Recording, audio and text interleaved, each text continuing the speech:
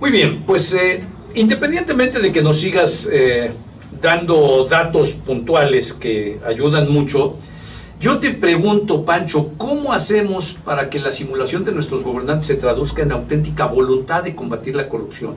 Hablemos así rapidísimo, el caso Odebrecht, la estafa maestra, nos vamos más atrás, las casas blancas y de Malinalco, la tesis plagiada en un 30% de Enrique Peña Nieto, las renuncias, ahora regresando a lo actual, en la Auditoría Superior de la Federación, en donde, pues cuando parece que hay gente verdaderamente dispuesta a aflorar cosas que son importantísimas, pues le dicen gracias por participar, ¿no? O sea, hay una simulación de los más altos niveles del gobierno para decir que ni siquiera tenemos fiscal nacional anticorrupción.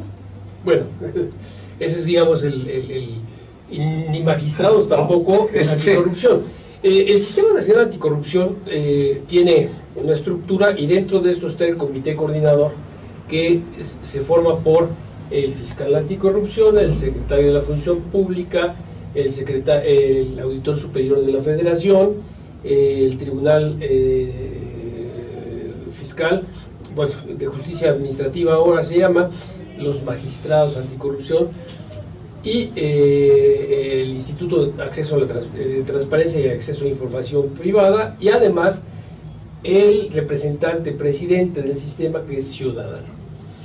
Hoy no existen en el Sistema Nacional Anticorrupción dos elementos importantísimos, que son los magistrados anticorrupción y el fiscal anticorrupción. Y yo digo que por un lado está muy bien que no haya fiscal anticorrupción, porque si hubiera, ahorita sería nombrado por el procurador, que no hay tampoco procurador, hay un encargado de despacho. Pero que ciertamente hubo la intención del presidente Peña Nieto de hacer a su amigo bueno, pues, claro, y dejarlo en una ocupación metasexenal. Yo digo que es bueno que no haya fiscal anticorrupción a nivel nacional solamente por una cosa, porque entonces no lo va a poner el presidente Peña Nieto. Y entonces no va a ser una persona a modo para cubrir las cosas que de este sexenio va a tener que limpiar alguien. Que no será Andrés Manuel si llega a la presidencia, porque hoy está más visto, más cantado, que hay ya una colusión entre Andrés Manuel y Peña Nieto para decirle, bueno, pues como es inevitable, te voy a ceder la presidencia de la República, pero no vayas a proceder contra mí. Así pareciera ser. Sin embargo, del otro lado hay un candidato muy bravo, que es el señor Anaya, que dice, no, yo voy a... yo también juego, ¿no? Sí, yo también juego, y si yo llego, voy a pedir que se investigue bien el caso del presidente y de mucha gente notable en este sexenio, y de resultar culpable, los vamos a castigar. Él habló inclusive de un elemento que me parece que es importantísimo y en México no habíamos considerado, y es la intervención de organizaciones internacionales como puede ser la ONU para constituir fiscalías ciudadanas o constituir órganos de investigación que acompañen a los miembros del Sistema Nacional Anticorrupción y garanticen que las investigaciones no se desvían por cuestiones políticas o de conveniencia de cualquier naturaleza. Esta intervención internacional fue la que permitió que en Guatemala, por ejemplo, se sentara el presidente en la cárcel a dos presidentes, dos expresidentes. Sí. A un presidente le pidieron la renuncia estando en funciones. No estoy pidiendo que metan a la cárcel a un presidente o a un expresidente de México, pero sí estoy pidiendo que haya transparencia y claridad en las investigaciones. ¿Cómo vamos a hacerle para que esto sea posible? Bueno, en primer lugar, el Sistema Nacional Anticorrupción y los 32 sistemas estatales que hay en cada una de las entidades federativas, de los cuales hay 10 entidades que todavía no tienen sistema, y hay una inclusive aquí vecina como Tlaxcala que ni siquiera tiene ley en materia anticorrupción, porque no tienen interés en eso. Por eso regalan placas para que la gente vaya y pague allá, y luego se pase los altos y ande a la velocidad que se le dé la gana, violando la seguridad de los que vivimos en esta urbe. Si usted tiene placas de Tlaxcala o de Morelos y circula en esta ciudad, pero reside también en esta ciudad, por favor piense, usted está haciendo un acto grave de corrupción contra la sociedad. Eso es tan corrupto como Peña Nieto se ha sido señalado, o como las compras de tantas entidades gubernamentales. Por favor, piénselo. La corrupción no es que alguien atrás de un escritorio arregle negocios. La corrupción no se circunscribe a los 7.500 millones de pesos de la estafa maestra. La corrupción va hasta los límites también que parecen insignificantes. Es una conducta basada en un mal principio. Y el mal principio es: yo no tengo por qué someterme a las reglas que obligan a todos los demás. A ver, si yo no me someto a las reglas que obligan a todos los demás y traigo placas de un estado que no me corresponde, porque no quiero que me pongan fotoinfracciones y quiero andar a la velocidad que se me dé la gana, porque no respeto a mis conciudadanos de esta metrópoli, bueno, pues lo mismo es también que me robe yo cualquier cosa o que le meta un balazo a quien me caiga gordo. El problema de la corrupción y la generalización de la corrupción en México es justamente ese, que hemos relajado los valores desde casa, desde la educación, y entonces estamos acostumbrados a que nosotros podemos transgredir cualquier límite y no nos sentimos culpables por ello, ni nos sentimos responsables de estar violando los derechos de los demás. Ese es el principio que ha hecho que la corrupción en México se vuelva tan grande. ¿Cómo vamos a hacerle para que esto se revierta? Bueno, desde luego tenemos en Puebla, y tengo que decirlo, y se lo voy a decir con todas sus letras, tenemos en Puebla una situación realmente particular. Tony Gali, como gobernador, nos ha dado mucho espacio y nos ha ayudado, la verdad, a que los miembros del Comité de Participación Ciudadana formemos el Sistema Estatal Anticorrupción en Puebla. ¿Qué quiere decir formarlo? Desde hacer una organización... Es un proceso complicadísimo, sí, sí, ha sido complicadísimo. El comité coordinador trabaja con la base de un grupo de gente experta en la materia que investiga y trabaja para crear indicadores, para estudiar casos, etcétera. Y ese comité coordinador, que está formado por 6 personas de los órganos de gobierno, ejecutivo, congreso y judicial, más un presidente o una presidenta ciudadana, ese comité coordinador se basa en el trabajo de un equipo, la Secretaría Ejecutiva, que son empleados del gobierno. El gobernador Gali acordó con su secretario de Administración y Finanzas que se nos proporcionara un presupuesto suficiente para dotar al Sistema Estatal Anticorrupción, dentro del cual hay una remuneración para cada uno de los 5 consejeros. No tenemos oficina, no tenemos coches, no tenemos choferes, no tenemos seguridad social. Nosotros cobramos un honorario como profesionistas y nos pagamos todo eso, además de pagar todos nuestros impuestos. Pero va a haber 43 personas en la Secretaría Ejecutiva que sí van a estar trabajando, ayudándonos. ¿Cuándo, Pancho? Ya están trabajando, Porque esto es fundamental.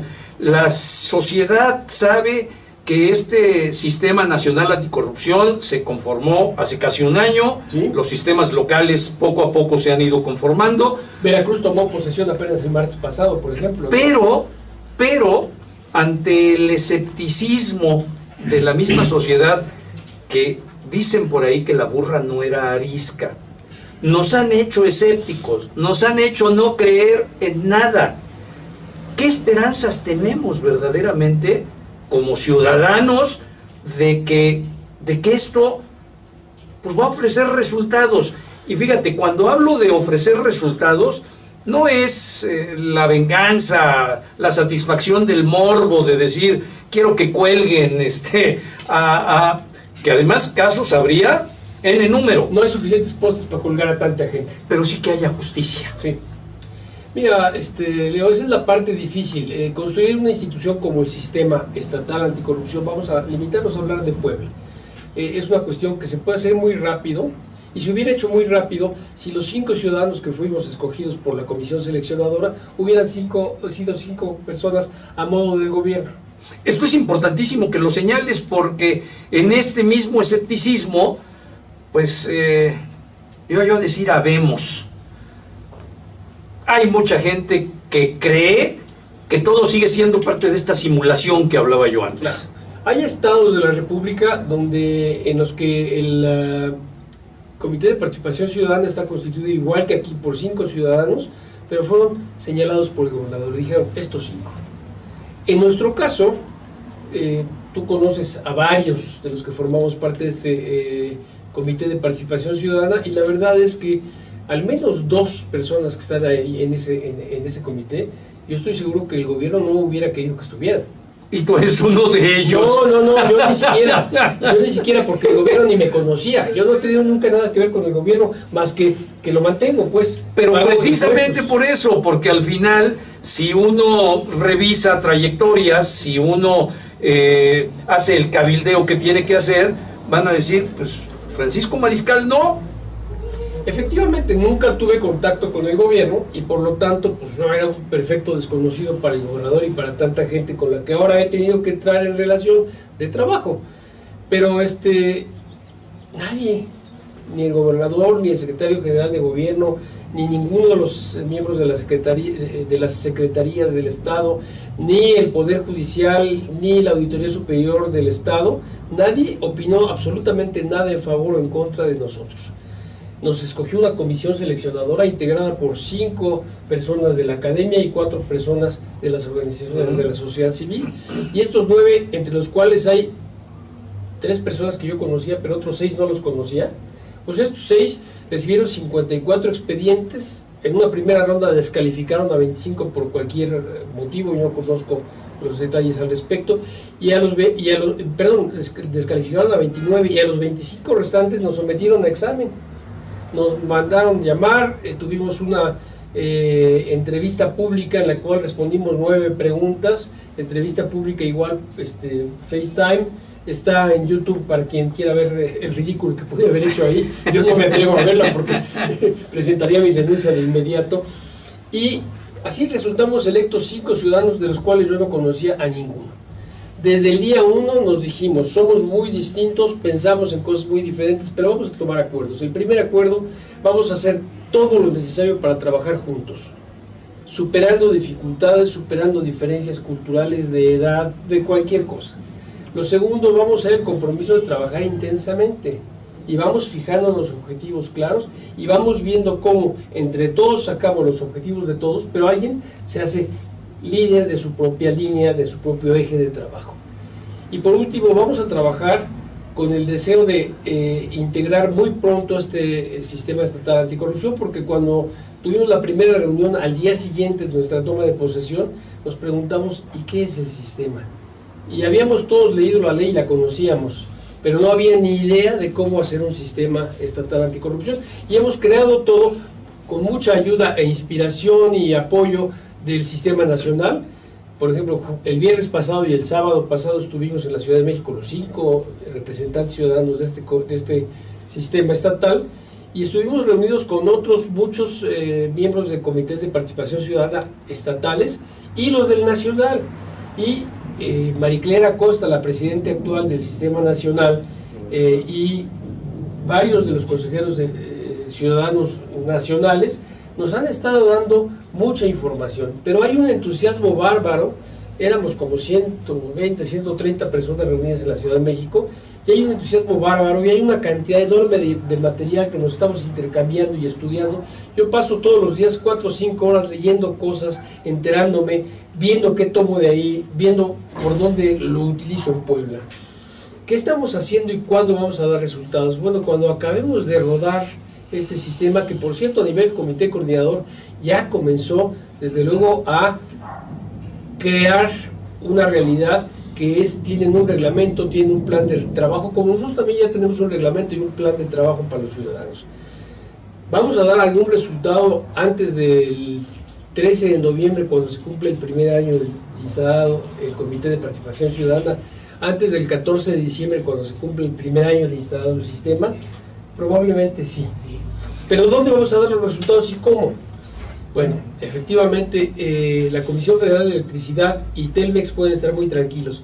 No vamos a utilizar sus postes para colgar a nadie. Nosotros no podemos hacer eso porque no somos fiscales. Nosotros no vamos a perseguir delitos ni delincuentes. Lo que sí vamos a hacer y estamos haciendo es estudiar cómo podemos plantearle a la sociedad las vías, primero para que denuncie. Si un poder ejecutivo a través de la Fiscalía General o la Fiscalía para combatir la corrupción, si un poder legislativo, como el Congreso del Estado a través de la Auditoría Superior del Estado, si un poder judicial a través del Tribunal de Justicia Administrativa o de los magistrados no tienen denuncias, difícilmente van a poder hacer algo. Ellos no van a salir a la calle a decir, ¿quién me trae un corrupto? Usted que sabe de hechos de corrupción, usted que está siendo presionado para entrarle a los arreglos ilícitos, usted tiene que denunciar.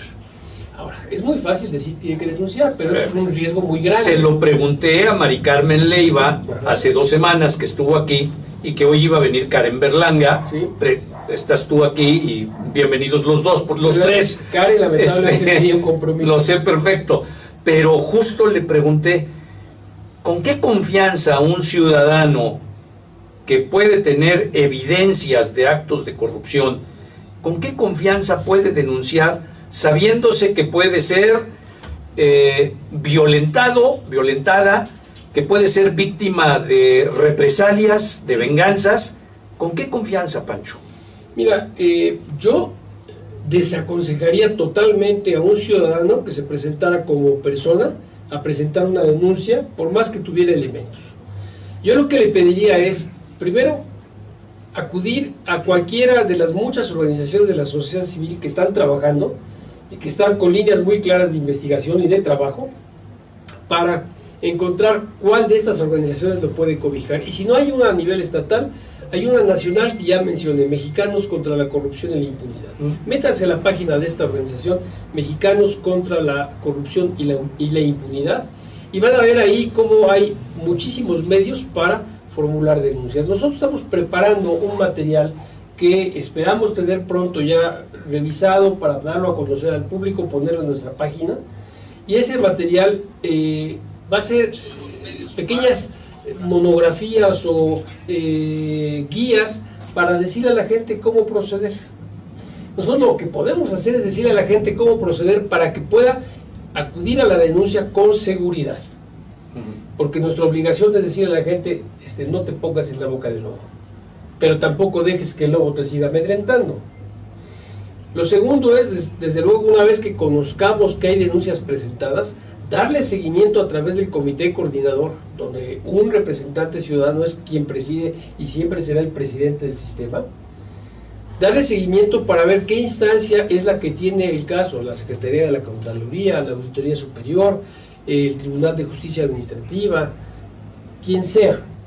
Y ahí sí, asegurarnos que los expedientes no se duerman.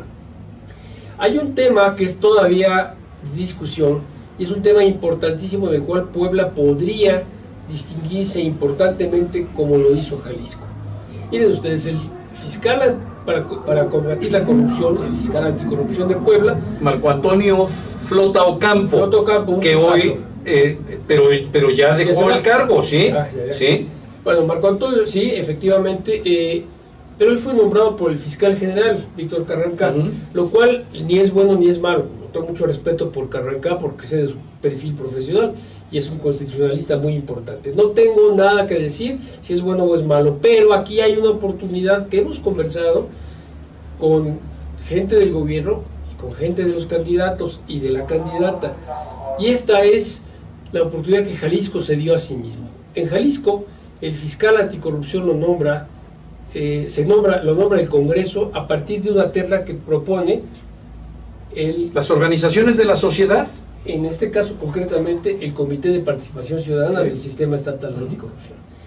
Cuando el fiscal anticorrupción no dependa ni económica, ni jerárquica, ni políticamente del gobernador, el fiscal hay un margen de maniobra que es estimulante. Porque no va a voltear a Casa Aguayo para decir, ¿qué hago con esto, señor? Va a decir, tengo una obligación constitucional de cumplir la ley y de desquitar mi sueldo, tengo una obligación moral y cívica de cumplir con la ética que mi puesto requiere, y por lo tanto, si tengo un caso bien fundamentado, voy a proceder para consignar este caso ante los tribunales. Y una vez que estuviera en los tribunales, nosotros nos encargaríamos, por la relación con el Tribunal de Justicia Administrativa o con los magistrados, de ver que los casos no se duerman, de ver que los casos caminen. Y una vez que un caso camine, si está bien fundamentado, bien documentado, bien seguido, bien analizado y bien juzgado, va a haber castigo. Oye, en ese Pancho, momento, perdóname, nada más cierro con esto si me lo permites, Leo. En ese momento podemos empezar a hacer que la corrupción tenga el peso que debe tener. Es decir, no vamos a acabar con la gente que tenga la tentación de corromperse, pero le vamos a poner un grave peso, y el peso va a ser condena con pena corporal, cárcel, condena con extinción del dominio de los bienes mal habidos, y lo que tenemos que aprender en esta sociedad es muerte civil para la persona que ha sido condenada por corrupción. ¿Qué es muerte civil? Es no recibirlo en el restaurante. Señor exgobernador, le mando una botellita preciosa. Pero eso se pasa. nos da a nosotros como sociedad, de Pancho. Pues tenemos que aprender a ser gente Claro, decente, ¿no? Yo estoy porque de acuerdo. creemos ser gente decente y lo demostramos. Cuando vamos fuera del país, los mexicanos, excepto aquellos que hacen actos vandálicos después de un partido de fútbol y muchas cervezas, pero la mayor parte de los mexicanos nos comportamos ejemplarmente fuera del país. Claro. Y nos comportamos ejemplarmente cuando estamos en términos de familia, o cuando estamos en amistades cercanas, o cuando estamos en asuntos patrios. Nos comportamos ejemplarmente. ¿Por qué entonces hay ese vandalismo cívico-social que está representado por la corrupción? Bueno, porque no hay consecuencias para los corruptos. Porque hasta este momento no las ha habido. Sí. Pero yo quisiera preguntarle a los señores en Guatemala, a los señores políticos en Guatemala, si es usted candidato a la presidencia de Guatemala, ¿le va a entrar a los negocios como sus dos predecesores que están en la cárcel? No, pues ya no. La van a considerar claro, mucho. porque cuando no hay impunidad, cuando hay sanción, ya se piensa dos veces. ¿Sí? Claro, ¿por qué hay tanto robo menor? ¿Por qué hay huachicol? ¿Por qué hay...? Pues porque no hay sanción. Porque no hay sanción, claro. Porque tampoco hay denuncia, desde ahí comenzamos, y eso otra vez. El problema nuestro es que no echamos a andar la máquina desde el principio. Entonces, ¿cuándo vamos a ver resultados? Yo creo que sí vamos a poder ver resultados en el término del primer año del sistema. A lo mejor van a ser resultados menos importantes como los que se nos antojaría ver, pero yo estoy basado en que hemos estado en diálogo con muchas organizaciones de la sociedad civil y creo que comienza a darse el interés de la denuncia. Y cuando se dé el interés de la denuncia va a haber el interés del seguimiento, porque es para eso que estamos nosotros ahí. A pesar, Pancho, fíjate, a mí me preocupa esta nota que encontré siempre, aunque no me lo crean, algo preparo yo las entrevistas.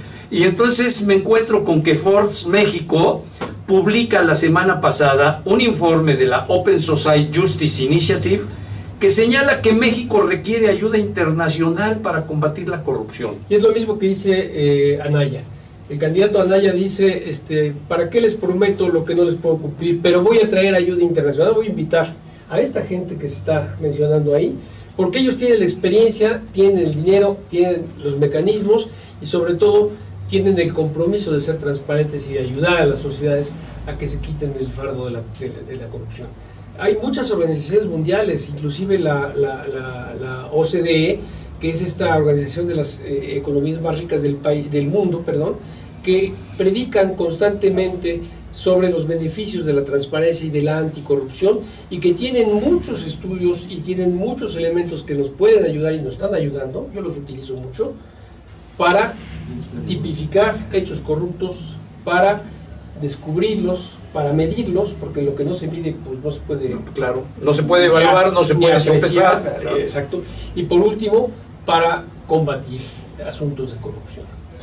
Pues qué bueno por un lado el que tengamos esta claridad de que sí que necesitamos ayuda internacional, sí, para un fenómeno tan grave como este que venimos arrastrando de tantos y tantos años. Y pues esto se liga con el punto en donde a veces pensaríamos que porque yo voy a ser el presidente se va a acabar la corrupción en automático. Bueno, no, eso no es posible. Por eso, pero eso es lo que nos han hecho creer también, ¿Y Pancho? Que lo quiere creer? Que lo cree a pie juntillas, como si fuera por decreto, por una vara mágica. Eso no existe y la desilusión puede ser terrorífica, pienso yo.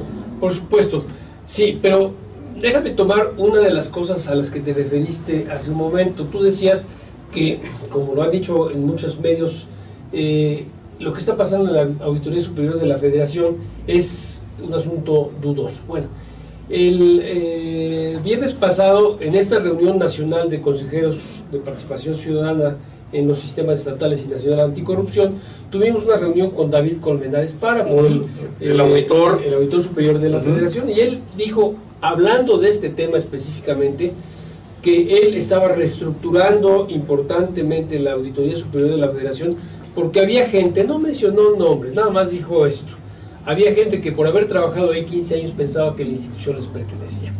Efectivamente hubo, y hay señalamientos muy claros que hablan de personas, como algunos de los que han sido separados de sus funciones, que hacían negocios dentro de la auditoría, algunos tal vez muy inocentes, como presidir organizaciones, pero esas organizaciones que presidían daban cursos y cobraban asesorías a entidades que después eran supervisadas. Pues es una forma de corrupción Se también, Pancho. Claro, el conflicto de intereses es una manifestación de corrupción. Sí. Yo vengo de una profesión y de un despacho en el cual la independencia profesional y el conflicto de intereses han guiado desde su fundación en 1847, si recuerdo bien la fecha, han guiado la actuación de Price. ¿Qué es independencia? La independencia es no depender bajo ninguna circunstancia para expresar una opinión de nada que comprometa la objetividad. Tener un escepticismo a prueba de balas, un escepticismo profesional a prueba de balas. Es decir, por más que tú seas mi amigo, si me pides que te dé una opinión profesional sobre un asunto que sometes a mi consideración, por más que seas mi amigo, te voy a decir lo que pienso, aunque no te guste. O sea, aunque vaya contra los intereses de tu mejor amigo. E inclusive, si lo veo yo como un asunto que es criminal o de dudosa legalidad, te lo voy a hacer saber, porque tengo que manifestar de esa manera mi independencia, por un lado. Y por otro lado, el conflicto de intereses, bueno, pues tiene que ver definitivamente con la manera como se construyen las relaciones personales. Si yo tengo por costumbre arreglar todos mis asuntos de negocio en los restaurantes, sé que me vas a criticar porque tú eres también restaurantero, pero yo prefiero los restaurantes con mi familia y con mis amigos. Bueno, ahí vamos a entrar en conflicto de opinión. Hagamos caso omiso en este momento de una de tus pasiones empresariales. Pero yo digo, si yo tengo como forma de arreglar mis asuntos, irme a comer y a tomar copas con mis proveedores o con mis clientes, es altamente probable que yo entre en relaciones indebidas con mis proveedores y con mis clientes, para no hablar de otra cosa. Sí. Y lamentablemente muchos negocios en esta forma nuestra de hacer las cosas se arreglan con tragos y en lugares menos sanos, peor tantito, menos santos, todavía lugares donde a las muchachas les da calor. Ahí le hablan a la selección mexicana que terminando el partido con Dinamarca se fueron a divertir. Entonces, lo que tenemos que hacer también es analizar todo este tipo de cosas y empezar a dictar reglas. Mira, por ejemplo, la Secretaría de Economía, que ha recibido mucha presión y muchas críticas en este sexenio, y que yo creo que es una de las secretarías mejor manejadas y que mejor ha manejado los intereses del país. Estoy hablando de la Secretaría a nivel federal, sí. Aunque a nivel estatal también Michelle hizo muchas cosas muy buenas, Pero bueno, esta Secretaría de Economía tiene un código de ética en el cual deja claramente escrito qué es lo que no es con una conducta aceptada de los funcionarios de la Secretaría. Recibir regalos, por ejemplo, cierto tipo de regalos. Y esto se aplica. Nada más te voy a dar una cosa. Me lo comentas. Fíjese, yo ya estoy perdido. Te voy a dar ejemplos de lo que es la realidad. Vamos a ir a una muy breve pausa y regresamos prácticamente para cerrar ya la entrevista, mi querido Pancho. Claro que sí. Que podrías tú seguir aquí abundando y lo vamos a hacer nuevamente, ¿no? Es tema de vida, claro. Pero por lo pronto no se vaya. Vamos a una breve pausa. Es Pancho Mariscal y el Sistema Local Anticorrupción. No se vaya.